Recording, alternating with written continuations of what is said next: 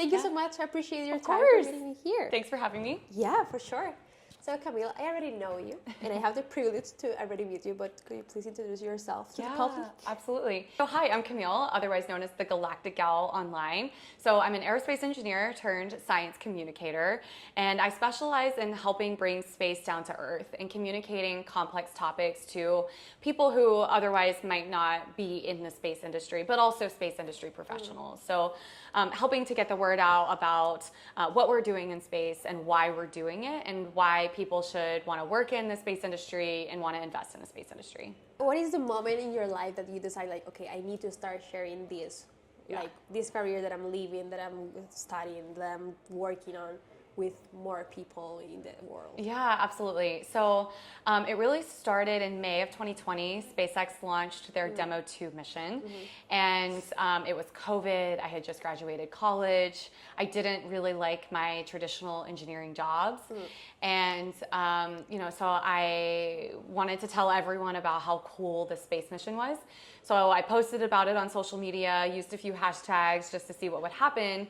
And from there, it just kind of blew up, and I started to see like how much impact I could really have reaching people where they're at on their phones. But really, like, the big moment for me came in like the last year. I was working in the space industry for the last 5 years. At the same time, I was building my platform.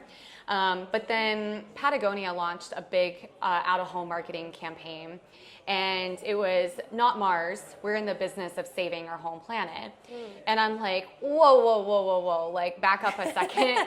You're like the biggest, world-leading sustainability-driven brand, and everyone knows you for that. Do you have any idea how much of your sustainability efforts are enabled by space? For example, we monitor 50% of climate variables are measurable only from space because satellites can see the entire planet in a way that nothing else can. And I was like, oh, wow, okay, it's not their fault at all. Like, how can we expect people who don't have a background in space, and especially because space has historically been very untouchable for a lot of people. It's rocket science, right? You have to be a genius to work in this field, and that's the historical vibe of the industry, right? So it's like, okay, it's not their fault. Like, we can't blame them. Yeah. But what we can do is educate. And it's our fault as an industry for not educating until recent years on why we're doing what we're doing, because we're historically an industry full of like really passionate people, specifically engineers, who are like, this tech is so cool and it's amazing and everything, but like we miss the why we're doing it. And so I went full time on this earlier this year to help solve that problem, to help the world understand, whether that's talent or funding bodies like venture capitalists or politicians or whatever, help them understand the value of what we're doing in space. Wow, that's impressive. Congratulations on that. Thank you. And congrats to start doing that in a full-time job. Yeah. I know it's hard, for sure. It's hard. For sure. It's very hard, but it's also very rewarding. Like, I mean, I've had a lot of really great opportunities to work with amazing leading space companies and help with, work in both the engineering side and then later in biz dev and marketing, business development and marketing. And now I'm just getting to see the industry from like a totally different perspective, which is just really cool. Yeah, that's great. I have another question because I've been following you since May 2020, like so it's been a long time ago. Thank you. And I remember that you shared that you started as a full aerospace engineer, and then you transition a little bit more on the business side, and then now you are full in communication stuff. How was that process of transitioning from a technical career to a communications career, basically? I think a lot of it is just like finding my passion in this industry, right? Like, I went into aerospace engineering because I really liked math and science, and I didn't really know what else to do with my life. You're like 16, 17, picking a school, picking a major, whatever, going to school and picking it. And I loved space, and my dad would always say I'd make a great engineer. And I was like, okay, well, I guess I'll just do that and figure it out along the way. And I loved engineering in college. I loved learning the math and the physics and all of these like crazy equations that humanity has figured out to be able to launch a rocket or fly a plane or whatever. But when I got into the industry, I had 3 different internships across various different parts of both planes and space. I realized that, we're so advanced now in our technology that we have to have computers to do everything. And that is so important. It's just not for me. And so my jobs, instead of, writing out math equations and solving these problems by hand and learning the basics behind it, okay, I learned that, but then my job was tell a computer to do it for me. And I just don't like coding or CAD or anything. It's just not it's for not me. for everybody. Yeah, and it was always my least favorite part of school too, and they didn't tell me that would be my full-time job. Yeah. And so very early in my career, I was like, okay, I guess I just have to leave the industry. And I had a mentor. I had learned about this thing called business development. And I was like, that sounds so cool. It's big picture, it's strategy, it's, talking with customers and talking about the industry and driving the industry forward, but not on the technical side. But I was working at a big aerospace prime, and back then at least, the vibe was you have to wait 10, 15 years. You have to build a technical career before you can transition. And I am a very impatient person, and I was like, no way am I waiting that long. Right now. Yeah, no way am I waiting that long. And so I had a mentor, an amazing mentor, who thankfully was able to help me transition into business development much earlier in my career, 1 year out of school. And from there I was like, yes, this is what I am meant to be doing. And then the communication side just naturally happened because I've always been such a natural storyteller, but I didn't know that I could do that in space. And so I think I just learned through my social media and through, the state of the industry in the last 5 years, my job did not exist 5 years ago.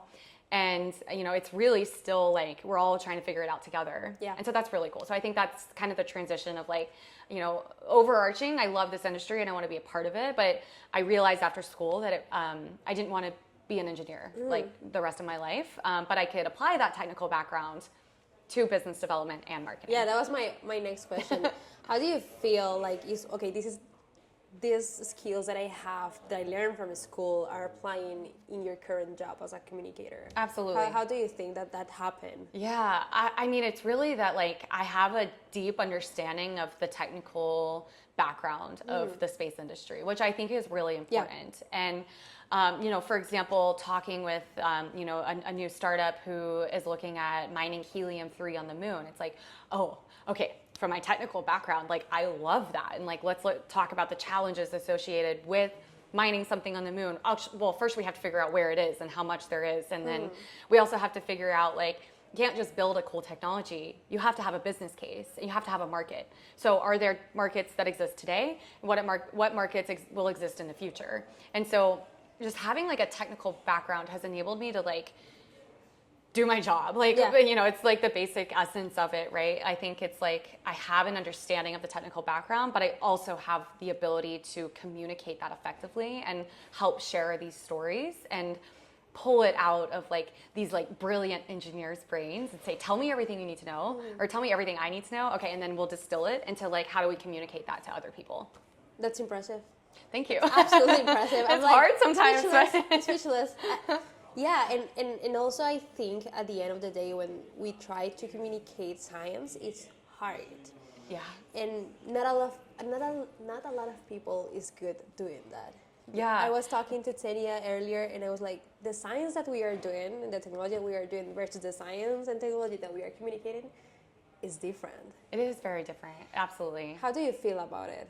How do you think we can contribute to the industry to start doing this? Yeah, I think there's two parts of it. I think one is equipping engineers and scientists, very technical backgrounds, with the tools they need to do effective communication. So I look at my engineering degree, and we all had to take one technical writing course, technical communications, largely through written media. And that was taught by an engineer. Why was that not taught by somebody in the College of Communications? Yeah. And so I'm working with my university right now, actually, to help bridge that gap. So they have a really great science communication program that I literally didn't know about until last year. And I'm okay, I went to the school, I'm part of the alumni board, I'm a prominent science communicator, and I didn't know about this. What is the disconnect? Okay, let's figure out how do we bring in a professional science communicator into an engineering classroom to help them communicate better. And I don't think every engineer needs to be this like most brilliant communicator. Like that, they need to be brilliant engineers, right? But they need to be equipped with the basic tools. And I think that everyone has that ability, especially nowadays with ChatGPT, like any sort of AI, LLM, like teaching people to use them effectively to help communicate what they're trying to say.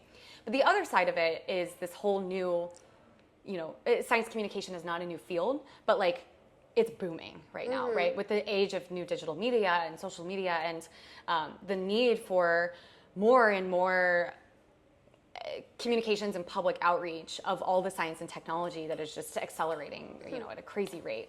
And so also bringing light to that career, like this is a career, I'm making money on it, right? Like there is a need for this job, but there's also science communicators who are journalists or who write technical papers for a living. Like shedding light on like, hey, if you like science and technology, but you're a really great communicator, you like to tell stories, you like to write, whatever, like you can blend those two together. And I think you absolutely should. Yeah, that's what I'm doing.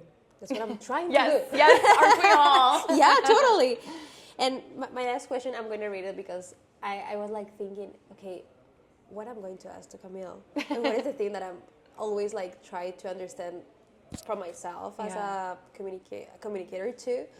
But looking ahead, what do you hope to achieve as the Galactic goal in the next couple of years, months, weeks, days? Yeah, that is a huge open-ended question.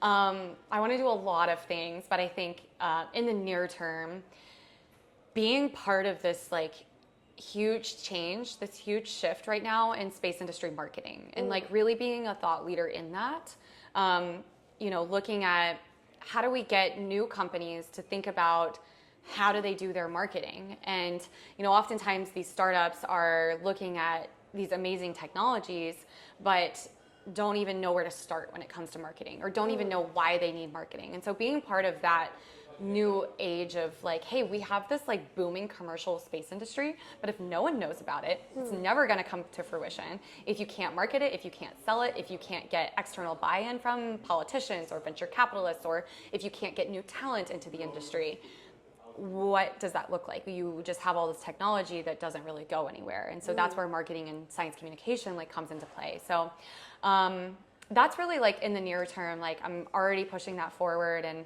working with amazing companies that are like, wow, okay, I see the value in this. And so getting more companies to do that.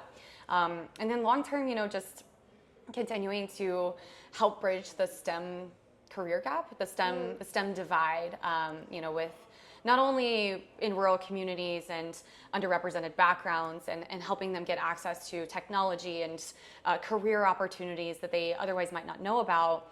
But also, we have a severe STEM shortage, not only now, but it's going to get even worse. And so how do we engage more people and keep them interested in STEM? Because especially young girls, like we're all so interested in science and math and everything, like in space, especially space, right? Like I think a lot of people are so interested in space as a kid, and then they lose their touch in that. Yeah. They lose their interest in it over time. And so how do we keep that interest so that we can keep developing all this cool technology to push humanity forward?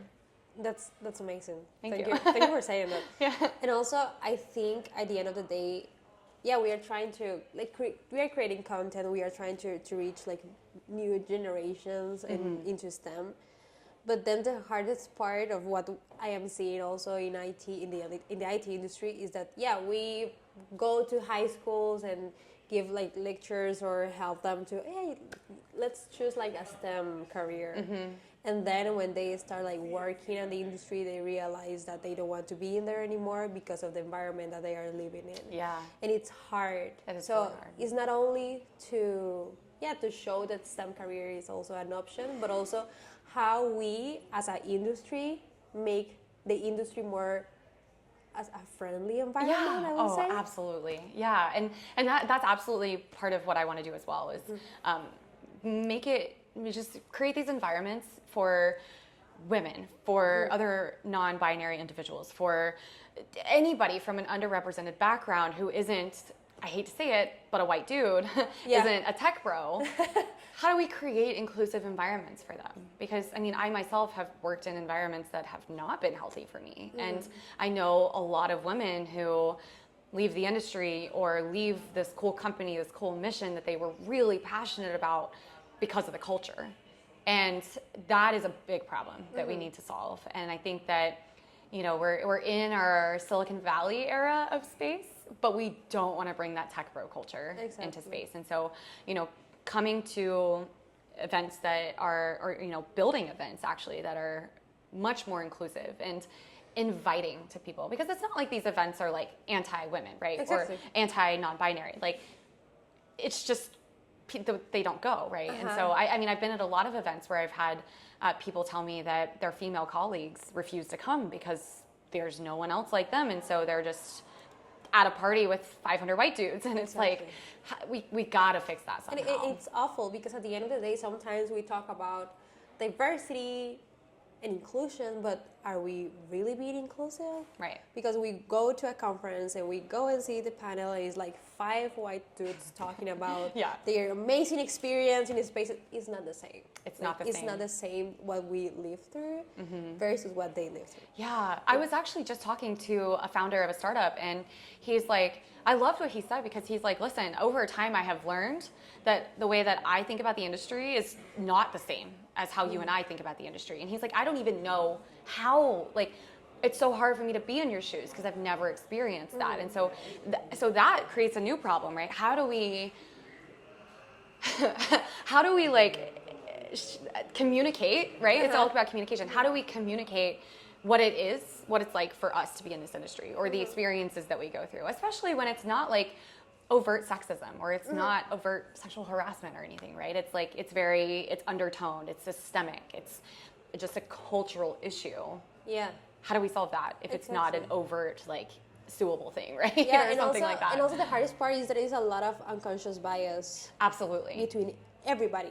Even I think I have a lot of things that I need to work on, but of course I'm not more conscious of the things that I'm saying than the things that I'm thinking even.